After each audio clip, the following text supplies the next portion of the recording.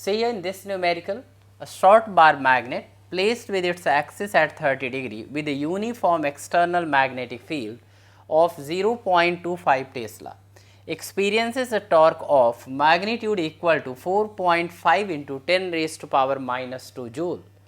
What is the magnitude of the magnetic moment of the magnet? So, this is just a formula based question where you can write torque is equal to mb sin theta. Everything is given to you in the question. Torque is given here 4.5 into 10 raised to power minus 2 is equal to m. B is given to 0.25 Tesla. 30 is theta is 30 degrees. So, sin 30 is 1 by 2. So, we can write here 1 by 2.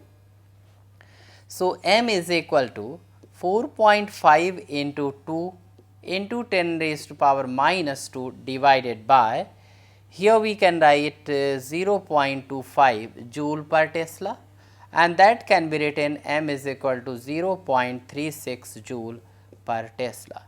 So, this is the magnitude of the magnetic dipole moment in this case.